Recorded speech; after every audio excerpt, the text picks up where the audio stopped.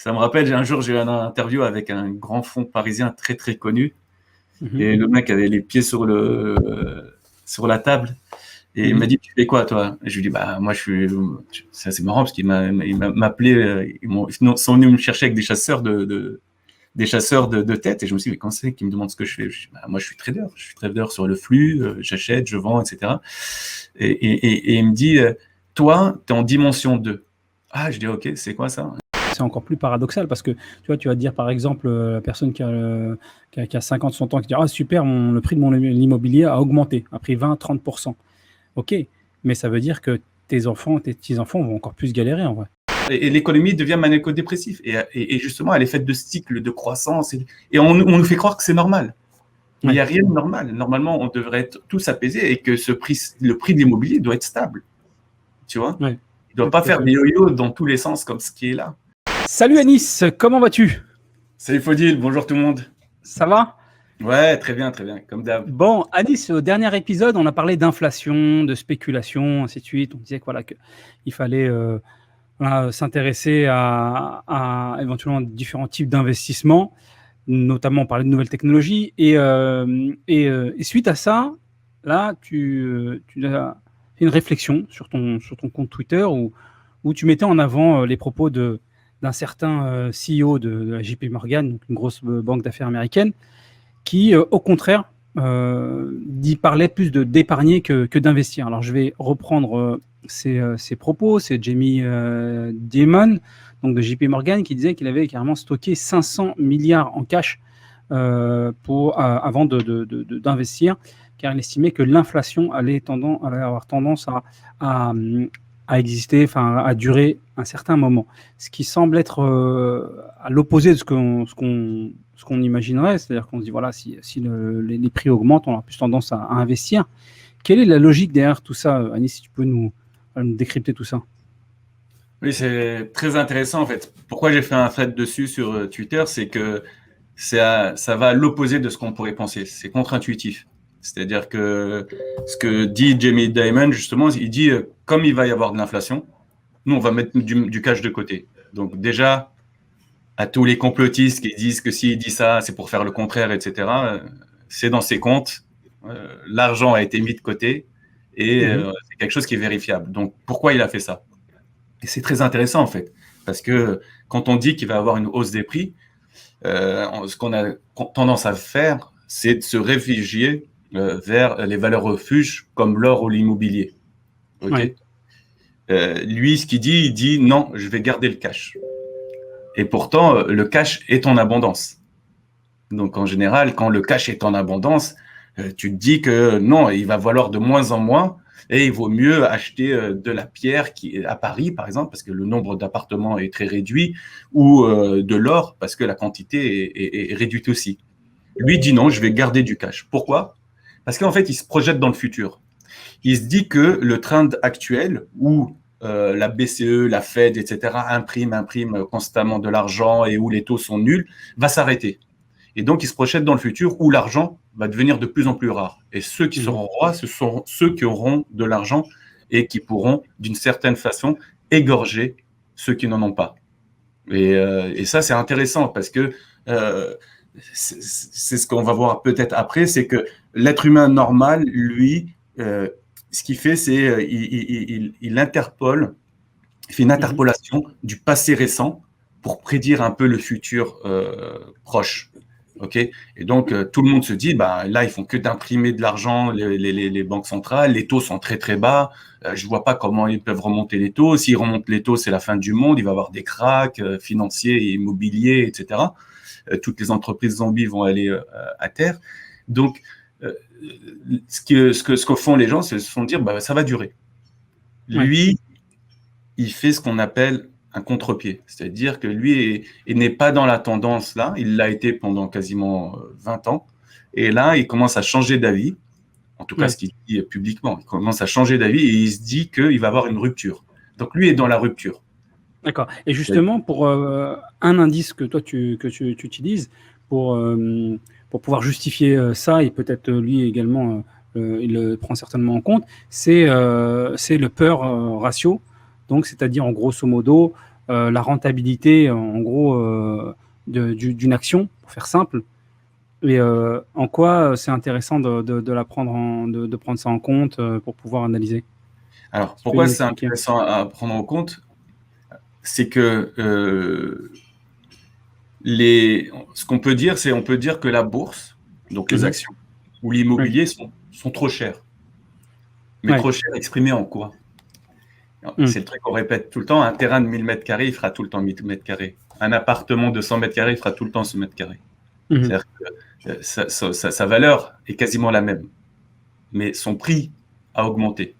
Mais le prix est exprimé en dollars ou en euros. Et ça, ce sont des monnaies de singe. Donc, c'est compliqué de dire, je vais décider si le prix de l'immobilier ou d'une action a monté en regardant en dollars. Ce qu'il faut regarder, c'est plutôt regarder d'autres indicateurs. Oui. Et ce qu'il faut regarder surtout pour nous tous, c'est le pouvoir d'achat. Donc pour l'immobilier, ce qui est important pour savoir si c'est cher ou pas, ce qu'il faut regarder, c'est d'autres indicateurs. Et un des indicateurs possibles, c'est de savoir en combien de temps je vais rembourser mon investissement. Et cet indicateur-là est plus important que le prix. Dans les années 90, il fallait, on va dire, entre 14 et 15 ans pour rembourser son investissement immobilier. Aujourd'hui, les gens, les crédits, etc., que ce soit pour des investisseurs ou pour des gens qui achètent leur propre logement, c'est plutôt autour de 20-21 ans. Okay, et à Paris, c'est plutôt 27 ans. Donc, ce qui est On voit bien là important, sur ces c'est graphiques-là. exactement. Donc, ce qui est important, c'est d'avoir d'autres indicateurs et celui du temps est le plus important. Pour une action, pareil. Alors, il y a le PER et ça, c'est super important. Qu'est-ce qu'il dit le PER? Il dit, la boîte rapporte tant d'argent aujourd'hui. Ce que je vais faire, je vais regarder, estimer que la boîte va apporter autant d'argent chaque année. Par exemple, si elle apporte 3 par an, ok. Et je vais regarder, je vais faire en sorte que dire, elle va apporter la même chose chaque année. Et ce que je vais regarder le prix de l'action divisé justement par ce qu'elle rapporte. Et ça me dit, à toute chose égale par ailleurs, si le prix de l'action ne bouge pas, si les dividendes ou les earnings, donc les résultats ou les bénéfices, ce que vous voulez, ne changent pas, en gros, il va me falloir 15 ans de flux pour rembourser mon action, mon investissement. Et à partir de là, je vais commencer à faire de l'argent. Et là, les PER sont très, très élevés. Sur le S&P, qui est le principal indice américain, on est aux alentours de 22. OK? Alors, ce qui se passe, c'est qu'en général, ce qu'on fait, c'est que quand on est en dessous de 10 sur un PER, ça veut dire que c'est pas cher. Au-dessus de 20, ça veut dire que c'est cher. Mais attention, parce que quand on dit que c'est cher ou c'est pas cher, ça dépend aussi de la croissance future. Ce qui était important dans ce que j'ai dit avant, c'est toute chose égale par ailleurs. Mais si on regarde une tech qui ne donne pas de dividendes, qui ne fait pas de résultats, qui est constamment dans le rouge et qui vaut quand même, je sais pas moi, 100 $, c'est impossible de calculer un PER parce que on veut diviser 100 par 0, c'est impossible. Ouais. Qu'est-ce que ça dit? Donc le PER est infini. Qu'est-ce que ça dit? Ça dit que l'action en question, dedans, dans le prix, les gens prédisent une énorme croissance. Voilà. Donc c'est là la limite du PER, c'est la croissance. Pareil, on va voir des actions qui donnent énormément de dividendes, comme les télécoms. Et en fait, par exemple, France Télécom avait ce qu'on appelle, alors là, on dit de yield, du rendement. Donc c'est l'inverse, c'est le dividende divisé par le prix de l'action. Elle donne des yields de 8%. Qu'est-ce que ça veut dire? Ça veut dire que elle, vous investissez dedans 100 €, elle vous donne 8 € par an. C'est énorme. Mais pourquoi? Justement parce que les gens ne voient pas de la croissance dans France Télécom, voient de la décroissance ou du risque. Ils se disent que demain, à cause de l'IP, de la voix sur IP ou à cause de WhatsApp, etc., France Télécom va plus faire d'argent. Donc, elle va valoir de moins en moins et faire de moins en moins d'argent. Pourquoi? Parce qu'elle va se faire manger par les gros des GAFAM.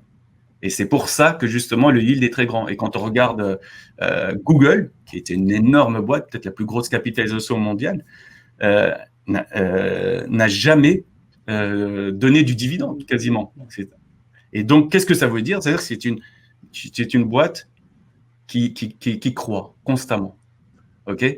Et notamment, en fait, ce qui est très intéressant aussi avec Google, c'est que même quand elle veut donner du dividende, elle ne le donne pas, elle achète ses propres actions pour réduire le nombre d'actionnaires, pour que le club soit plus fermé et plus petit. Donc, c'est important à comprendre, c'est que il ne faut pas être attiré par les dividendes et leur niveau, parce que ça cache des choses. Ben là, c'est pareil avec le PER, c'est que si une entreprise, on vous dit qu'il va falloir 40 ans pour la rembourser, ça veut dire que les gens prédisent une énorme croissance sur cette entreprise. Ce n'est pas nécessairement qu'elle est chère. Par contre, si vous ne prédisez pas de croissance et que ça vaut, le PER vaut 20, c'est-à-dire que tu vas te faire rembourser sur 20 ans, c'est très grave. Je sais pas, moi j'ai du mal à percevoir la nuance entre du coup le PER et le yield, parce que pour moi le PER c'était si tu veux le ROI, quoi, le retour sur investissement qu'on a l'équivalent par exemple dans que ce soit l'investissement immobilier ou dans un business. J'ai pas en fait bien perçu. Oui, mais quel est l'intérêt donc d'avoir les deux, quoi. Enfin, je veux dire, qu'est-ce que ça apporte le PER par rapport au yield? Mathématiquement, j'ai compris c'est l'inverse, mais c'est quoi l'intérêt en fait? Là, on est en plein dans la matrice monnaie-dette. En fait, il y en a. C'est là où on voit un peu la relation entre le temps et les taux d'intérêt. Ta question elle est très très bonne en fait. C'est que le PER, c'est quasiment 1 sur le yield. Parce que tu vois, c'est les earnings per share, c'est pas les dividendes. Mais les dividendes, c'est une proportion des earnings per share, c'est-à-dire des profits. En gros, qu'est-ce que ça veut dire? Dans un cas, je dis par an, combien en pourcentage mon investissement va me rapporter, et je vais le comparer à quoi? Au taux sans risque. En ce moment, le taux sans risque, c'est 0%, voire négatif. C'est-à-dire à combien l'État français ou l'Allemagne emprunte. C'est quasiment du zéro, ok, voire négatif. Et donc, tu compares et tu dis, eh ben, moi, quand j'investis sur France Télécom, etc., je gagne du 8%. Et il n'y a rien de gratuit. Si tu gagnes du 8%, c'est qu'il y a du risque. Ok, c'est comme ça. Là, ce triplé-là, le temps, le taux de rendement, taux d'intérêt et le risque, voilà, ça, on est en plein dans la matrice monnaie-dette. Et c'est super important de le comprendre. Et donc, pour continuer comme ça, si par exemple tu achètes un appartement de 100 mètres carrés dans le 16e, en yield, c'est-à-dire en rendement, il va te rapporter du 2%, du 1,5 net par an. C'est quasiment rien. J'ai vu des investissements à Bondy, à Montfermeil, qui rapportaient du 13%. Pourquoi? Pour deux raisons. C'est que celui de Montfermeil est beaucoup plus risqué que celui du 16e. Tu vois, il y a des risques. Et on revient aussi sur il y a une autre notion, c'est qu'il y a la notion de l'immobilier de patrimoine qui reviendrait à l'équivalent au potentiel de Google, comme tu disais. Tu vois. Ah oui, il y a la croissance aussi. Voilà, c'est que quand tu investis sur l'immobilier, parfois, tu as le retour sur investissement et tu as aussi parfois le patrimoine, même avec parce que tu investis sur du patrimoine et pas sur de la rentabilité. Et on revient un petit peu sur peut-être le logique où parfois… Ouais, voilà ça. Une fois, j'étais dans le métro et on parlait avec un gars. Il a acheté son appartement en 2002. Donc, moi, je l'avais acheté en 2012. Donc, il m'a dit son prix. J'ai dit, tu t'es fait purée, c'était pas cher. Parce que moi, je sais que mon appartement valait ce prix-là en 2002. Parce qu'en Angleterre, on peut voir à combien ont été achetés les appartements, etc. C'est public. Et en gros, son appartement valait 3 fois moins que le mien. Parce que le mien est au centre de Londres. Et en fait, ce qui se passe, c'est que justement, celui de centre de Londres, il a de la growth, donc de la croissance. Justement, les gens n'investissent pas que pour le rendement, ils investissent aussi pour la croissance. Et c'est exactement ce dont on a parlé précédemment avec le PER. Et donc, c'est un peu technique ce qu'on raconte là, mais c'est juste pour dire que ta question est intéressante. C'est que il y a une notion de risque qui est importante et plus le rendement est élevé et plus soit ça dit que il y a un risque ou qu'il va y avoir moins de croissance. Et plus le rendement est petit, ça veut dire que soit il y a de la croissance ou soit il y a aussi la notion de liquidité aussi. Parce qu'en général, il y a une prime à la liquidité. Si tu as un appartement de 100 mètres carrés dans le 16e à vendre, je pense que tu le vends beaucoup, beaucoup plus rapidement qu'un immeuble de rendement à Montfermeil ou à Bondy. Donc, il y a aussi un petit peu de ça qui joue. Donc pour revenir à ta question, le rendement, c'est sur une année, on regarde combien je vais gagner divisé par le prix que ça m'a coûté. Par contre, le PER, c'est l'inverse. C'est-à-dire, combien il va me falloir d'années de flux financiers, de gains, pour rembourser mon investissement initial. Donc, c'est du temps. Tu comprends? C'est du rendement, du taux d'intérêt, etc. L'autre, c'est plutôt le rendement dans le temps. Et donc, c'est bien de revenir à des notions de temps. Ouais. Ça, c'est par exemple, comment il s'appelle, celui de Berkshire, là. Il regarde énormément... Warren Buffett regarde énormément ces ratios-là. Donc, pour lui, il reste et il regarde sur le long terme, en fait. C'est des investissements sur le long terme où il regarde ces ratios-là. Et alors, du coup, pour revenir sur le sujet de notre ami JP Morgan, toi, tu dis, parce qu'il nous disait que donc l'inflation, elle explose, c'est pas transitoire, ça va continuer, et donc lui, il arrive à la conclusion, donc moi, j'épargne. Alors, donc toi, tu dis qu'il faut pas simplement regarder le niveau des actions, juste les prix, c'est un peu comme dans le business, c'est un peu comme dans l'immobilier, ainsi de suite, il faut le rapporter à une rentabilité, à combien de temps il va me falloir pour pouvoir rembourser mon investissement, ou combien de temps je vais gagner de rentabilité. Et lorsque l'on compare, donc toi, tu parles donc de ce premier élément pour pouvoir, cet premier instrument pour pouvoir estimer le niveau d'attraction, on va dire, de l'action. Et le pair, tu le prends aussi, tu dis qu'il y a un lien par rapport au taux d'intérêt. Est-ce que tu peux, en gros, nous expliquer ça? Déjà, là, c'est intéressant. Tu vois, quand on regarde 1929, on voit qu'il y a un pic du pair. C'est que d'un seul coup, entre 1922 à 1929, on est passé d'un PER à 5,6 à un PER à autour de 33-35. OK ? Et ça, c'est hallucinant. C'est le crack de 29. C'est que, en gros, là, c'est clair que ce n'était pas de la croissance qui était jouée, c'est juste les prix étaient trop chers. C'est ça l'arbitrage que doivent faire les gens. Quand ils regardent un PER ou quand ils regardent un yield, c'est si j'ai que 1% de yield, est-ce que c'est parce que le bien est surévalué ou est-ce que c'est parce qu'il y a de la croissance? Là, clairement, c'était de la spéculation. Et à l'époque, la spéculation était permise par le crédit.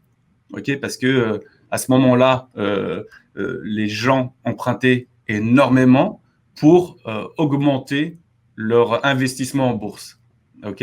Et donc, c'est l'effet de levier, le fameux effet de levier. Et donc, carrément, là, ça nous dit qu'à ce moment-là, ça valait trop cher. Quand tu regardes... Parce que tu disais tout à l'heure qu'au-dessus de 20, excuse-moi, au-dessus de 20, tu disais qu'il faut plutôt vendre, donc au-dessus de cette courbe, hein, et en dessous de 10, c'est là où c'est plus intéressant d'acheter. Voilà, exactement, pour un retour à la moyenne. En général, les actions, elles, font des retours à la moyenne. D'accord. Alors, surtout quand on prend des indicateurs un peu intéressants. Alors, ça, c'est des indicateurs basiques pour des gens qui connaissent un peu la bourse. Mais par contre, en l'an 2000, c'est intéressant. Je pense que ce n'est pas juste une bulle Internet. Bien sûr qu'il y a la notion de bulle, mais c'était aussi, les gens prédisaient une croissance énorme. Et d'ailleurs, on voit le Nasdaq est beaucoup plus élevé que ce qui valait en l'an 2000. Okay ? Donc, les gens avaient raison. En gros, la bourse, en général, a raison, souvent, mais un peu trop en avance. Voilà. Là, ils avaient raison, mais ils avaient raison un peu trop en avance. Et donc là, ce qu'ils jouaient, c'est énormément de croissance. Et ils ont eu raison. Quand on voit ce que vaut Google aujourd'hui ou Amazon, etc., ils avaient raison. Donc ça, c'est important de comprendre ça. L'autre point qu'il faut comprendre, c'est que le gars de JP Morgan, Jamie Dimon, qu'est-ce qu'il se dit ? Il se dit l'immobilier et les actions sont très chers. OK ? Ça ne suffit pas de dire que c'est très cher, parce que c'était très cher il y a 1 an, c'est très cher il y a 2 ans, c'était très cher il y a 3 ans, et on voit, ça ne fait que de monter. Donc, lui, il se dit, il va avoir un game changer, c'est-à-dire qu'il y a quelque chose qui va changer les règles du jeu. Et ce qu'il pense, voilà, il regarde le monde, et lui, il ne regarde pas juste ce qui s'est passé avant et dire « Ah, mais t'es con, pourquoi t'achètes pas? Ça fait que de monter. » Que ce soit l'immobilier, la bourse, on a toujours un mec dans notre entourage qui nous dit ça. Lui, ça lui suffit pas. Ça, c'est vraiment la question naïve. Le Bitcoin, il vaut $50 000, il a valu 40 la semaine dernière, il va valoir 60 la semaine prochaine. Tu vois, il a eu raison, ça valait 60, aujourd'hui, ça vaut 30. Donc, ces trucs-là, ça ne marche pas vraiment avec ce genre de personnes. Lui, qu'est-ce qu'il se dit ? Il se dit, moi, je vais rester prendre la vague avec tout le monde. Mais si je vois qu'il va y avoir un game changer, si je vois qu'il va y avoir une rupture, parce qu'il y a un événement qui se déroule, eh ben, je vais justement agir. Et lui, son game changer là, c'est l'inflation. Il se dit, il y a énormément d'inflation. Et maintenant, avant, les banques centrales justifiaient d'imprimer en nous faisant croire qu'il n'y avait pas d'inflation, parce qu'ils ne prennent pas en compte l'immobilier dans le calcul de l'inflation et ils réajustent énormément leurs indicateurs en prenant en compte, par exemple, dans le panier, donnant beaucoup plus de poids à l'high-tech, etc., à la performance de l'high-tech. Donc, tout ce qui est ordinateur, téléphone, tablette, etc. Et donc, lui, il se dit, mais maintenant que l'argent est en abondance et que les taux sont très bas et qu'il y a de l'inflation, c'est très dangereux. L'inflation est dangereuse, pourquoi? Parce que si les salaires ne suivent pas, les gens vont perdre en pouvoir d'achat. Et si les gens vont perdre en pouvoir d'achat, il y a deux façons d'agir. Soit c'est le chaos social, on l'a vu avec les gilets jaunes, ou soit c'est la crise, parce qu'ils ne peuvent pas consommer. Okay, parce qu'ils ont perdu en pouvoir d'achat, et donc on peut retourner dans un cycle infernal. Et donc les banques centrales, ce qu'elles peuvent faire, c'est enclencher elles-mêmes la baisse des marchés, enclencher elles-mêmes la crise. Pourquoi? Parce que aussi, si elles laissent l'inflation monter, ce qui peut se passer aussi, c'est qu'il y a une perte de confiance totale dans la monnaie. Et c'est déjà un peu le cas maintenant dans l'euro et le dollar, et on peut avoir une faillite de la monnaie. Donc qu'est-ce qu'ils font? Ils se disent, bon, il va falloir qu'on donne un peu plus de valeur à la monnaie. Et qu'est-ce qu'on fait? Pour contrer l'inflation, on va augmenter les taux d'intérêt.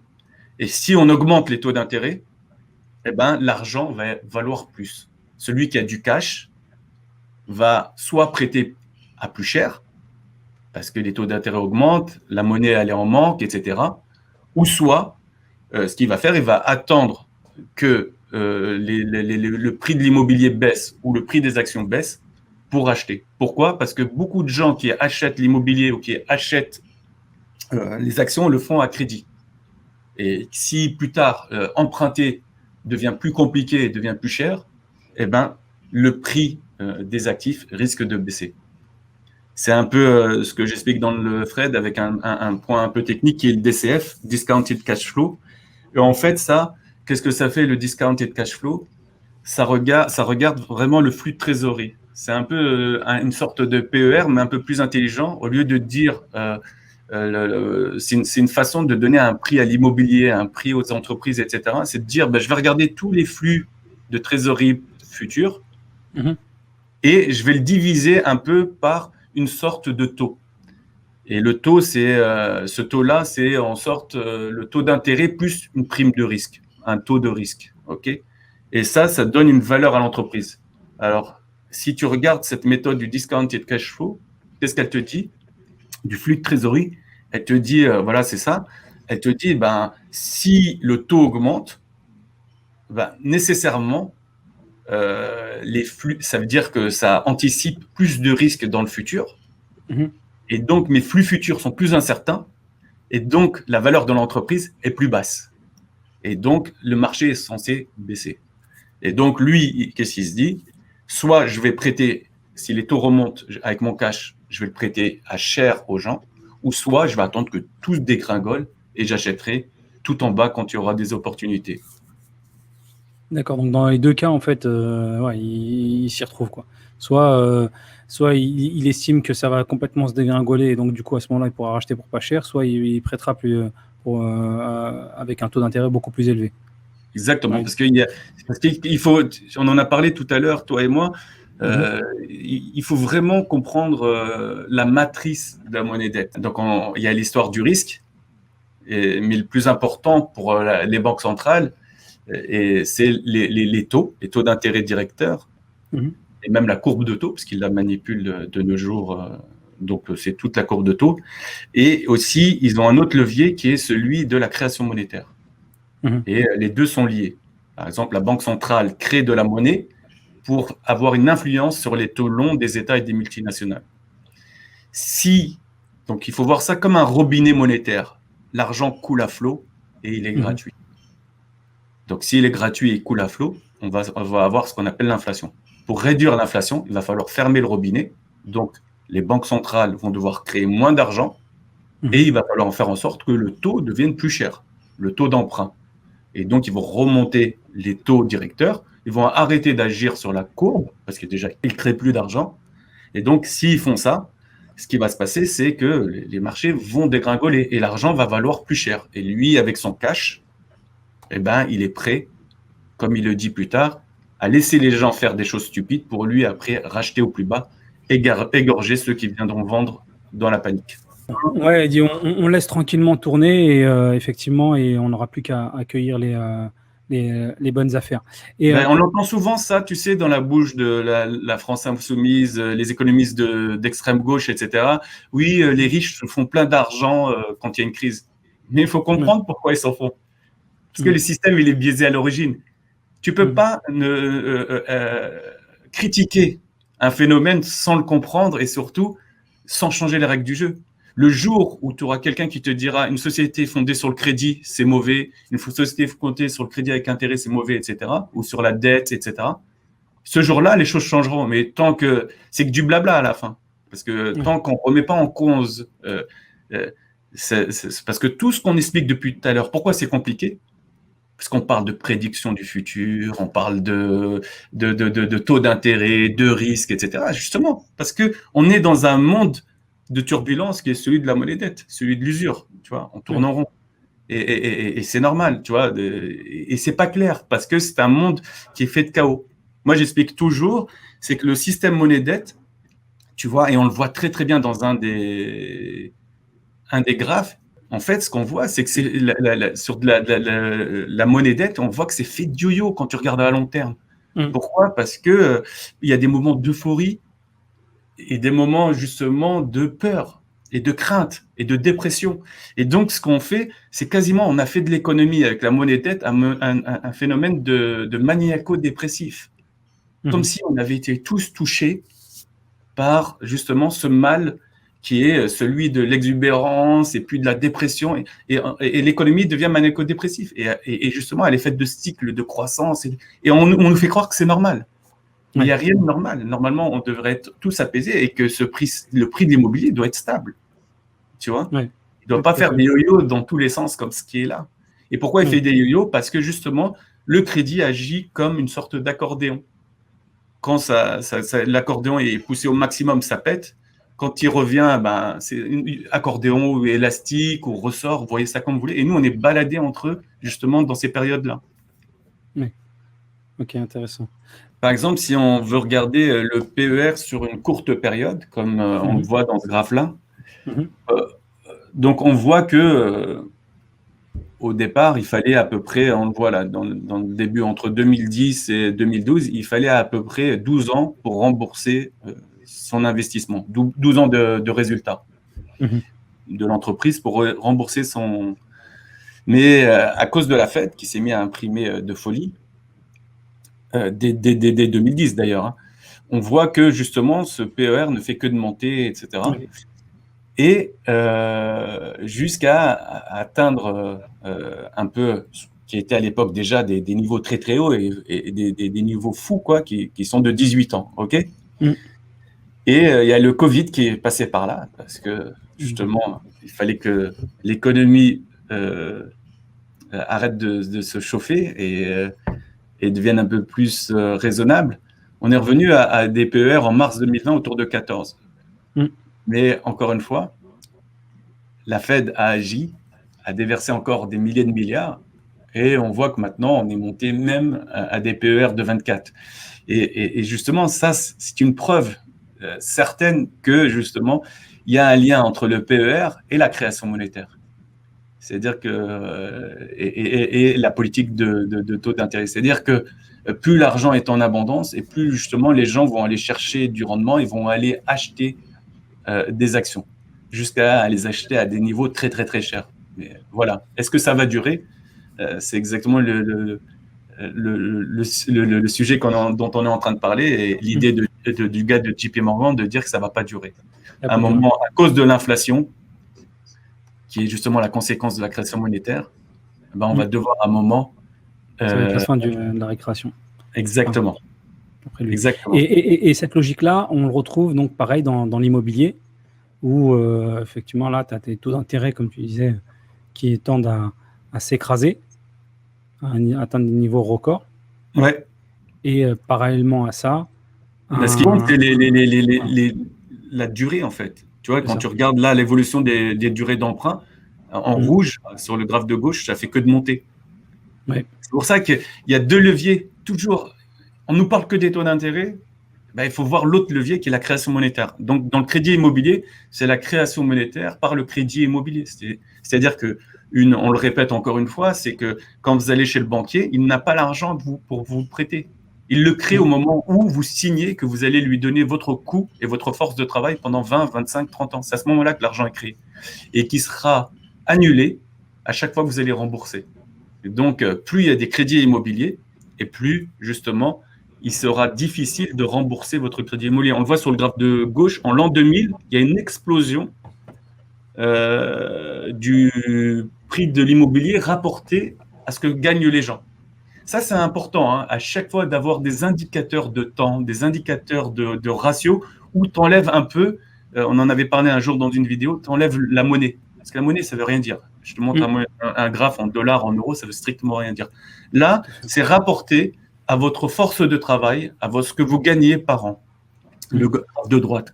Donc, on voit que les taux ne font que de baisser, mais par contre, l'effort nécessaire est de plus en plus important. Et il a explosé quand? En l'an 2000, quand il y a eu l'euro, quand, que ce soit aux États-Unis ou en Europe, on a libéré complètement le crédit immobilier et que les encours, par exemple, en France, des crédits immobiliers ont fait x4 en 10 ans. Entre 2000 et 2010, le stock de crédit immobilier a fait x4. Donc, on voit que l'immobilier est cher parce que aussi, on crée énormément d'argent par le crédit. Si le crédit, les durées d'emprunt étaient limitées, par exemple, on pourrait le limiter au primo-accédant, on pourrait le limiter à l'achat de la résidence principale, on pourrait le limiter à l'achat dans le neuf, tu vois. Si c'était comme ça, eh ben, les prix ne seraient pas aussi chers. Parce que si tu regardes quelqu'un qui a 4, 5, 6 Airbnb au centre de Paris, de façon quasiment certaine, il l'a par le levier du crédit. Et donc, les banques commerciales prêtent de l'argent qu'elles n'ont pas, mais c'est au détriment de tous les autres qui devront acheter ou s'éloigner de Paris ou des grandes métropoles pour se loger et après galérer dans les transports. Tant aussi de comprendre dans la vision du gars de JP Morgan, du boss de JP Morgan, c'est que lui, il est dans la rupture. C'est-à-dire que nous, les êtres humains, c'est très facile. Hein. Je prends 100 personnes, je leur dis, écoutez, il y a 2 heures, il faisait 10 degrés. Il y a 1 heure, il faisait 11 degrés. Maintenant, il fait 12 degrés. Combien il va faire dans 1 heure? De façon sûre, presque tout le monde va me dire 13 degrés. Pourquoi? Parce qu'ils vont être dans une interpolation linéaire de ce qui s'est passé dans le passé proche. Voilà, c'est la phrase que j'ai dit tout à l'heure. Il n'y a pas de raison que ça baisse, ça ne fait que de monter. Pourquoi? Parce que nous, on regarde sur un horizon qui est un horizon humain, tu vois. Par exemple, ceux qui sont nés dans les années 80, ils ont vu la chute de l'immobilier en 2008, mais avant ça, ils ont vu quasiment 10 ans de hausse des prix. Et le passé proche, on analyse. Voilà, passé proche. Et normalement, ça devait baisser. Mais bon, les banques centrales ont décidé autrement. Et donc, on le voit là dans ce graphe à gauche, ça a continué de monter et de se maintenir, et voire même de monter. OK? Pareil, si tu regardes le graphe de droite, le gars va te dire, mais waouh, depuis 2000, ça fait que de monter, pourquoi ça baisserait? Et là, on en vient à l'idée qu'il y a un peu chez certains traders ou même certains historiens, c'est l'idée de fractal mathématique. Alors, les fractales, c'est quoi? C'est un motif qui se répète. C'est un objet mathématique et c'est un motif qui se répète. OK? Mais le problème qu'il y a dans le fractal, c'est ça dépend. Tout dépend de l'échelle à laquelle tu vas regarder le motif. Si tu prends vachement de recul, tu auras une vision. Si tu zoomes, tu en auras une autre. Par exemple, là, on est dans des horizons entre 10 et 20 ans. Donc, qu'est-ce qu'on regarde? On regarde entre 10 et 20 ans. C'est évident qu'il faut acheter de l'immobilier. Ça ne fait que de monter. Maintenant, si toi, tu as la capacité, justement, de dézoomer, et là, on se rend compte, non, en fait, c'est des montagnes russes. Ça monte, ça baisse, ça monte, ça baisse, ça monte, ça baisse, etc. Et donc là, tu as une vision totalement différente. Alors, ceux qui arrivent à coupler justement cette notion de à quelle échelle il faut que je regarde un cours de bourse, un cours les prix de l'immobilier ou n'importe quoi, s'ils arrivent à coupler ça avec un savoir, une connaissance sur ce qui agit sur ces prix-là, là, il devient puissant. Et encore plus, là, on passe au niveau 3, là, level 3, la dimension 3. Ça me rappelle une interview que j'ai eue, ça. D'ailleurs, je vais en parler, attends. Donc, si on passe au niveau 3, JP Morgan, le gars, je peux te dire que lui, il est plus insider que nous. Lui, non seulement il est capable de regarder dans une échelle un peu plus lointaine, parce qu'il travaille dans une banque qui existe depuis le 19e siècle. Donc, il sait. Et deuxièmement, il a la connaissance. Donc, il sait, lui, que l'inflation, ce qu'elle peut provoquer, etc. Mais surtout, je pense, il est insider, il a de la connaissance. C'est-à-dire que lui, il sait si les taux vont remonter ou pas. Tu veux dire, il a de la connaissance et il a des connaissances? Ouais, des connaissances. Et même, il est dedans, même. Tu vois, parce que quand tu regardes, tu vois, c'est très, très opaque, ça, mais quand tu regardes la Fed, elle est constituée de 12 banques régionales. Et ces banques fédérales régionales, là, les actionnaires sont des actionnaires privés. Et donc, on ne sait pas exactement qui est vraiment dans les boards, etc. Mais ce qui est de façon sûre et certaine, c'est qu'il y a des représentants des grandes banques américaines, et dont JP Morgan fait partie. JP Morgan, par exemple, faisait partie, avec les Rockefeller, etc., de ceux qui ont créé la Banque fédérale américaine, qui avait le nom de fédérale, mais au départ, qui était purement privée. Maintenant, elle est semi-privée. C'est-à-dire que les banques régionales ils sont dans les deux côtés, quoi. Ils profitent, mais ils prennent aussi les décisions. Exactement. Ils participent aux décisions de la Fed. Exactement. Donc, lui, il est dans une autre dimension. Ça me rappelle, un jour, j'ai eu une interview avec un grand fonds parisien très, très connu. Et le mec avait les pieds sur la table. Et il m'a dit, tu fais quoi, toi? Et je lui dis, bah, moi, c'est assez marrant parce qu'il m'a appelé, ils sont venus me chercher avec des chasseurs de tête. Et je me suis dit, mais quand c'est qu'ils me demandent ce que je fais? Je dis, bah, moi, je suis trader sur le flux, j'achète, je vends, etc. Et il me dit, toi, tu es en dimension 2. Ah, je dis, ok, c'est quoi ça? Il me dit, le market maker, lui, juste, il achète et il vend, mais il ne voit pas le flux. C'est-à-dire, il ne voit pas qui achète et qui vend. Mais il voit que les prix. Lui, il est en dimension 1. Il m'a dit, toi, tu es en dimension 2. Toi, tu vois les prix, mais aussi, tu sais qui achète, qui vend, les grosses banques, les grands fonds, etc., dont moi, etc. Et je lui dis, et vous? Et lui, il me dit, moi, je suis en dimension 3. C'est-à-dire que moi, je m'en fous qui achète, qui vend. Moi, je sais c'est quoi le prix. Et c'est moi qui vais emmener tel actif ou tel actif à tel prix.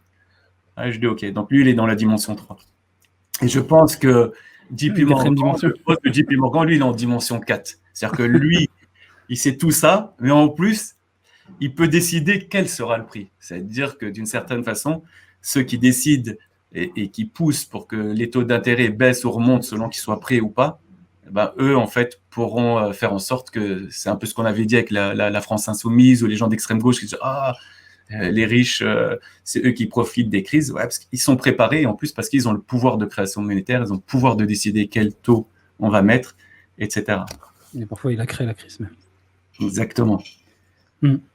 Bon, c'est très, très intéressant tout ça. Alors justement, si on revient, on dépasse même le débat là des propos du boss de JP Morgan qui, voilà, on a compris à travers ton intéressante explication que voilà, finalement, il voit ce qui va se passer parce qu'il fait partie un petit peu des décideurs finalement. On sait aujourd'hui, par exemple, de manière concrète sur le terrain en France, là, ok, ça a été les records ont été battus sur le niveau des taux très bas et de la longueur des prêts. Et comment tu interprètes le fait qu'ils essaient, enfin du moins Macron essaie vraiment de contraindre un petit peu plus l'investissement locatif et avec des limitations par rapport à son taux d'endettement, ainsi de suite. Est-ce que c'est un lien ou est-ce que ça n'a rien à voir du tout? Parce que, par exemple, tu sais, Sarkozy, en 2017, il disait, voilà, je veux une France des propriétaires. Et on sait que, effectivement, quand un Français devient propriétaire, il a le sentiment d'être plus riche et a tendance, par exemple, à voter plus à droite. D'accord ? Mais parallèlement à ça, l'INSEE a fait différentes études démontrant que plus on avait de propriétaires, notamment dans les grandes villes, plus il y a un double effet. Ça peut faire baisser le chômage, mais ça fait également augmenter le chômage. C'est un double effet qui est contradictoire. Mais en gros, que finalement, la conclusion, c'est que ça a tendance à faire augmenter le chômage. Et Macron, lui, sa problématique, c'est de dire plus il y a de propriétaires, ça a une problématique, c'est qu'ensuite les gens sont moins mobiles. Et finalement aussi, l'immobilier ne crée pas d'emploi, en fait. In fine, c'est un peu une sorte de rente quelque part. Comment toi tu vois ça, le fait qu'ils veulent mettre un peu plus de restrictions sur l'investissement locatif à travers des lois, notamment donc, Macron pour sa dernière année, en tout cas de son premier mandat. Comment toi tu l'interprètes? Comment tu vois ça de manière concrète sur l'investissement locatif là, sur le futur proche? En fait, ce qui se passe, c'est très simple. Là, on le voit, là, ils disent jamais les taux n'ont été aussi bas et les prêts aussi longs. Donc, c'est une foutaise de dire que si les taux sont bas, c'est le moment d'emprunter parce qu'ils n'ont jamais été aussi bas. S'il faut, pour un investissement locatif ou même pour rembourser ton crédit, il faut que tu te mettes la corde au cou pendant 25 ans, ça ne va pas. Okay. Oui. Et ça, c'est le premier point. Le deuxième point, d'un point de vue politique, qu'est-ce que tu veux vendre à la jeunesse, tu vois? Est-ce que tu veux vendre une France de locataires et de gens qui sont à peu près précaires? C'est parce qu'il y a 60% des gens qui ont leur logement à crédit, qui ont leur logement, pardon, dont certains à crédit. 60%, donc c'est une proportion assez élevée, mais si on regarde qui possède, ce sont plutôt les gens âgés, les quadras et au-dessus. Ouais. Et donc, d'un point de vue politique, c'est un peu compliqué. De l'autre, c'est marrant parce que c'est vendu comme quand ils rallongent, il y a eu un accord entre Bruno Le Maire et les banques, parce que pour l'instant, rien n'est inscrit dans la loi. Ce sont des règles qui ne sont même pas respectées par les banques. C'est en gros pas plus de 27 ans et pas plus de 35% de ce que tu dois payer en crédit par rapport à tes revenus. Okay. Et ils ont le droit de dépasser, surtout pour les primo-accédants, d'un certain pourcentage. Mais on voit bien que les banques vont bien au-delà de ça. Et donc, moi, ce que j'ai envie de dire, donc, d'un point de vue politique, c'est plutôt essayer de faire en sorte que on maîtrise un peu le prix de l'immobilier pour pas avoir justement une jeunesse qui soit exaspérée et qui se mette à être violente dans la rue. Okay. Quand je dis jeunesse, c'est en dessous de 40 ans. Et on l'a vu avec les gilets jaunes, tu vois, même s'il y avait des personnes âgées qui pensent pas qu'à eux, qui pensent aussi à la jeunesse. Mais voilà, c'est ça un peu le risque politique. Mais il y a aussi un risque économique, c'est que en fait, les banques, elles ont intérêt justement que les gens aient la corde au cou par le crédit immobilier, parce qu'elles sont dans le même sens que les propriétaires. Parce que on avait parlé de collatéral l'autre jour. D'une certaine façon, personne ne possède son appartement que celui qui l'a acheté complètement. Le reste est possédé par et les gens et les propriétaires et les banques. Quand vous venez de prendre un crédit immobilier et que vous devez rembourser sur 27 ans, une infime partie de l'appartement vous appartient. Le reste appartient à la banque. Et donc, justement, les banques ont besoin justement que le prix de l'immobilier se maintienne ou monte. Parce que leur collatéral, c'est-à-dire leur flux de crédit qu'ils ont donné, leur stock de crédit est plus sûr. Tu vois.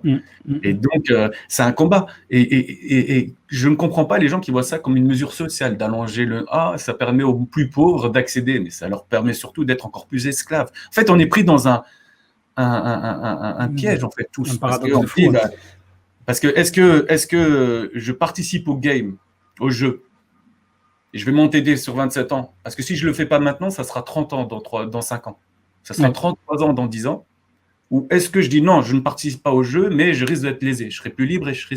Donc, tu vois, on est face à un dilemme. Et il n'y a pas de fou parce que c'est encore plus paradoxal. Parce que tu vois, tu vas dire, par exemple, la personne qui a 50, 100 ans, qui dit « Ah, super, le prix de mon immobilier a augmenté, a pris 20-30%. » Ok, mais ça veut dire que tes petits-enfants vont encore plus galérer en vrai. Mais moi, il y a quelqu'un sur Twitter, il m'a dit « Je te suis surtout, mais je préfère être dans le jeu. Je préfère, moi, participer à ce Ponzi, tu vois, à acheter du locatif, etc., de l'investissement locatif, pour qu'à la fin, je le donne à mes enfants, Pourquoi? Parce que je ne veux pas qu'il soit lésé par ce système. Donc, soit tu le regardes passivement et tu ne fais rien et tu te fais avoir, ou soit tu joues le jeu. Donc, alors que la solution, elle est politique. Pourquoi on laisserait des gens acheter 5 Airbnb au centre de Paris avec de l'argent qui ne leur appartient pas et qui appartient même pas à la banque? S'il appartient ni à la banque ni à eux, c'est qu'il est à nous tous. Parce que eux, pour sûr, vont avoir 5 Airbnb dans 20 ans payés, etc. Et ils pourront en profiter. Mais ça s'est fait au détriment de tous les autres, de toute la jeunesse, de tous ceux qui ne sont pas encore propriétaires, ceux qui sont nés et ceux qui ne sont pas encore nés. Donc, tu vois, on est face à un énorme problème politique et la solution est politique, elle n'est pas personnelle. C'est-à-dire que la solution, c'est de dire le crédit immobilier est un bien commun, il nous appartient à tous, l'argent, la monnaie créée. Il faut qu'on restreigne justement qui a accès ou pas. Mais là, tous les 60% de propriétaires vont te dire que tu es un malade parce qu'eux, ils pensent qu'à leur gueule. Ils s'en foutent de leurs petits enfants ou les 40% qui n'ont pas d'immobilier. Tu vois, ils vont se dire, ben non, moi, j'ai intérêt à ce qu'il y ait de plus en plus de crédits immobiliers parce que plus tard, si je veux vendre mon appart, je trouverai plus facilement une contrepartie. Et aussi, ces gens-là, qu'est-ce qu'ils font aussi? C'est qu'ils se disent, si plein de crédits immobiliers qui est créé, l'immobilier va monter et moi, je serai encore plus gagnant. Alors qu'ils vivent tout le temps dans la même maison qui fait toujours 100 mètres carrés. Ça, c'est très bizarre. Quand on est jeune, on a 30-35 ans et qu'on a acheté un 2 pièces, par exemple, ou un studio, on a intérêt à ce que l'immobilier baisse, pas à ce qu'il monte. Voilà. Donc, il faut qu'ils comprennent que ces gens-là sont aussi dans le même sens que ceux qui n'ont pas d'immobilier encore. Pourquoi? Parce que, par exemple, si mon appart vaut 100 000 euros aujourd'hui, okay, et que l'appart que je veux acheter plus tard, quand j'aurai 40 ans et des enfants, vaut 200 000 euros, okay, parce qu'il y a une ou deux pièces de plus, si l'immobilier prend 50%, mon appart, quand je vais le vendre, va passer de 100 à 150 000 euros, donc je vais le vendre à 150 000 euros, mais l'appart qui valait 200 000 va passer à 300 000 euros. Donc moi, je vais recevoir 150 000 euros, mais je vais devoir débourser 300 000 euros. Donc, l'effort nécessaire pour bouger d'appartement plus grand, il est de 150 000 euros. Par contre, si l'immobilier baisse de 50%, moi, je vais vendre, certes, mon appart à 50 000 euros, mais celui qui valait 200 000 euros va valoir 100 000 euros parce qu'il a baissé de moitié. Donc, l'effort est seulement de 100 000 moins 50 000 euros. Et donc, voilà, il est 3 fois moins grand l'effort. Donc, je vois, moi, il y a beaucoup de réticence quand on aborde des sujets de l'immobilier. Je pense qu'on a tous besoin d'être altruistes et surtout, ceux qui ne le sont pas alors qu'ils sont dans le même sens que ceux qui n'ont pas encore d'appartement, c'est la situation la plus bête qui soit. Parce qu'eux veulent à tout prix que l'immobilier monte, mais en fait, s'il monte, il ira contre leurs intérêts s'ils doivent acheter plus cher plus tard. Bon, mais super. Nickel. Super. Merci, Faudil. Merci à toi, Anis.